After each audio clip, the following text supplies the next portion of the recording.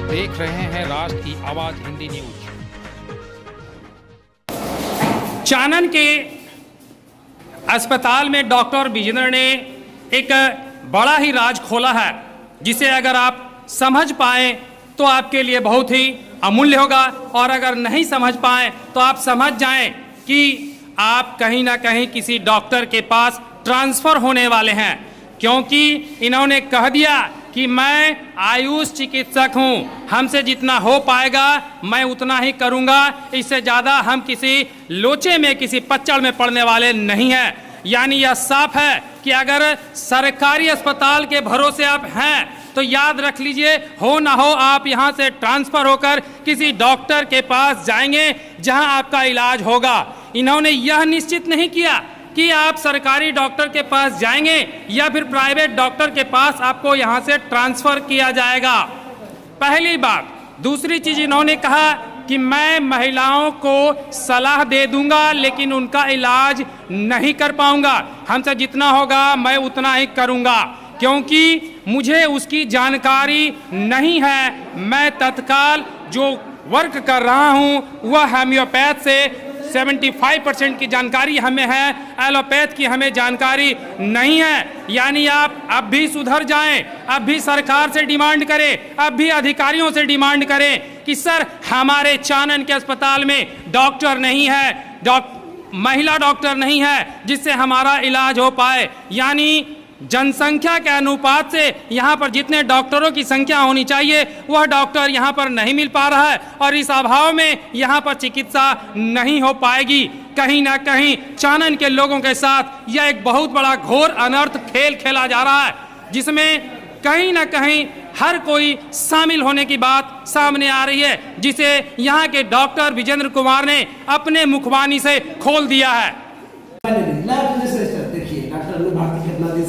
एक बात बताएंगे सर, अभी हमारी घड़ी में तकरीबन 11:15 बज रहा है और अब जाकर के आपकी ड्यूटी जारी हो रही है, शुरू हो रही है, क्या कहेंगे जब यहाँ पर मरीजों का तांता लगा हुआ? बरसात कर गया था स्टेशन में, तो थोड़ा सा रुक गया, क्योंकि पहले से ही मेरा कुछ तबीयत, आप अभी भी मेरा आवाज भारी महसूस करते होंगे, पहले से मेरा तबीयत खराब है सर। एक बात फिर तबीयत खराब हो। एक बात बताएंगे सर कि यहाँ पर मरीज जो आते हैं आपके आस पर, तो जब तबीयत आपकी खराब होती है तो क्या इसके लिए आप कहीं पर कोई या किसी स्टाफ को आपने ये जानकारी दी कि भाई हमारी तबीयत खराब है, मैं 1 घंटा लेट आऊँगा? तो स्टाफ को जानकारी देने से कोई फायदा है नहीं। अच्छा। क्योंकि यहाँ एकमात्र चिकित्सक फिलहाल 1 महीने से ज़्यादा से एकमात्र चिकित्सक से इस अस्पताल में कार्य हो रहा है, तो किन्हीं को बताने से भी कोई होना नहीं है कि कोई और आकर के यहाँ ड्यूटी कर देगा। तो क्या नहीं लगता सर कि इसमें आपकी रिस्पॉन्सिबिलिटी और बढ़ जाती है? जितना संभव हो पा रहा कर रहे हैं, चिट्ठी पत्री का काम भी, साइन सिग्नेचर का काम भी, प्लानिंग का काम भी, और अस्पताल का इलाज का काम भी। क्या नाम हो sir? Doctor Vijender Kumar. Sir एक बात बताएंगे, यहाँ रोस्टर में एक डॉक्टरनी का भी लिस्ट में नाम है, क्या नाम हुआ उनका? डॉक्टर अन्नू भारती। और ये कहाँ है, अभी प्रेजेंट नहीं है? 28 अगस्त से लगातार आज तक ये अस्पताल नहीं आए हैं। तो ऐसे में मरीजों की स्थिति अगर मान के चलिए कि इस भरोसे रह जाए कि भाई चलिए सरकारी अस्पताल में हम दिखा ले, तो वो बेकार हो गया।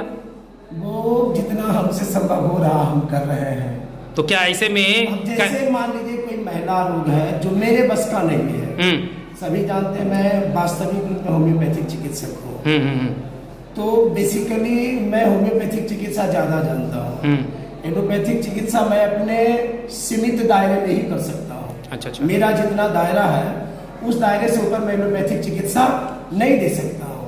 अब कोई वैसे मरीज आ जाए जो प्रेग्नेंट हो और उनको दर्द हो रहा हो, चाहे माथा दर्द, देह दर्द हो रहा, तो वहाँ मेरा दायरा सीमित हो जाता है, क्योंकि हमको ये नहीं पता है कि वास्तव में कौन सा दवाई हम उनको देंगे जो उनको नुकसान नहीं करेगा। तो ऐसी परिस्थिति में वहाँ एलोपैथिक चिकित्सक की आवश्यकता लग जाती है।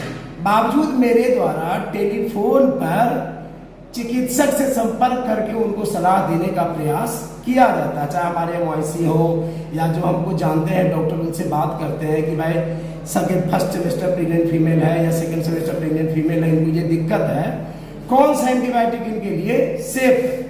वैसे फिर भी कोशिश करता हूँ कि जो मेरे दायरे में नहीं है उससे मैं बचने का कोशिश करता हूँ। जहाँ तक मेरा दायरा है वहाँ तक मैं लोगों की सेवा देने की भरपूर कोशिश करता हूँ। कुछ थोड़ी परेशानी है इस वजह से, वरना वैसे ज़्यादा लेट होता नहीं है। आज ऐसे ही मेरा आवाज भारी आप महसूस करते हैं अभी भी।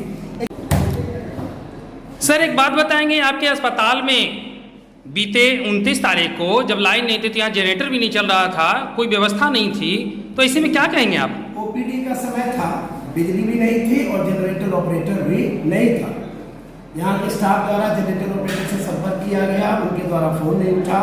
मेरे द्वारा जो जनरेटर संचालक है उनको भी फोन किया गया, उनके द्वारा भी फोन उठाया नहीं गया। लगभग 40 मिनट तक बिना मतलब लोग ऐसे ही इंतजार करते रहे पुर्जा कटने का। एक बार फिर बिजली दोपहर 1:15 बजे कटी, फिर प्रॉब्लम आया, फिर जब बिजली आती है तो बिजली कटता है। आज क्या होता है देखते हैं। क्या नाम हुआ आपका? राजू सिंह। अच्छा, आपके पीछे का जो दृश्य है ये किस चीज का? सरकारी अस्पताल है। सरकारी अस्पताल का। आए दिन सुनने में आता है कि जो भी डॉक्टर होते हैं वह ऐसा समय नहीं आते हैं। आज भी 11:20 में डॉक्टर यहाँ पर पहुंचे हैं और मरीज 9 बजे ही पहुंच गए, उनका इलाज नहीं हो पाया। कम से कम तो 15 दिन हो गए हैं और लेडीज डॉक्टर है ये नहीं है, दवाई देवे कौन तो दे दे है कौन। अब हमरा मने इलाज चाहिए गर्दन के तो दे देते पेट के, तो इस उनका में सरकारी अस्पताल रहना और नहीं रहना तो बात बराबर है। अच्छा, डॉक्टर साहब यहाँ पर जो अभी विजेंद्र हैं उन्होंने कहा कि भाई मैं तो आयुष का चिकित्सक हूँ, तो भाई एलोपैथी का कैसे कर पाऊंगा। तो अब सवाल उठता है कि वो तो रियल में चिकित्सक हैं आयुष का, तो उनको उतना नॉलेज नहीं है। इस आलोक में क्या यहाँ की जनता डिमांड करती है कि नहीं कि भाई सरकार को चाहिए कि भाई 2-4 डॉक्टर हमको भी दे दे? तो अवश्य सरकार क्या है, आम जनता को लिए अवश्य जरूरी है कि अगर कोई लेडीज को अगर कोई चीज़ होगा तो पहले सर रामपुर बट्टा रामपुर में ही आएगा सरकारी अस्पताल में। तो सरकारी अस्पताल में डॉक्टर नहीं रहेगा, लेडीज डॉक्टर नहीं रहेगा तो जेंट्स कैसे इलाज कर पाएगा? तो क्या करना चाहिए? अधिकारी को इस पर नजर लाना चाहिए या फिर राजनीतिक दल के? अधिकारी को जो है ना सबसे पहला नाम कि इसको सस्पेंड कर देना चाहिए। किसको? डॉक्टर साहब को। क्यों? क्योंकि लेडीज डॉक्टर नहीं रहेगा तो नौकरी करने से खाली सरकार का वेतन लेगा जी। अब 15 दिन से लेडीज डॉक्टर नहीं आ रही है, पूरा चानन भर। यानी आपको लगता है कि उस लेडीज डॉक्टर को यहाँ से हटा देना चाहिए? हाँ जी, दूसरे को लाना चाहिए। अच्छा, एक बात और बताएंगे इसको लेकर के, जब मतलब कि आने वाले समय में आपको चुनाव होने वाला है तो नेता प्रतिपक्ष या विपक्ष जो भी है इस पर कहीं कुछ बोलने का तैयार नहीं होता है, क्यों? जैसे हमारा विपक्ष पार्टी जो है बोलने के लिए तैयार है, अगर वहाँ तक अगर खबर करेंगे तब न।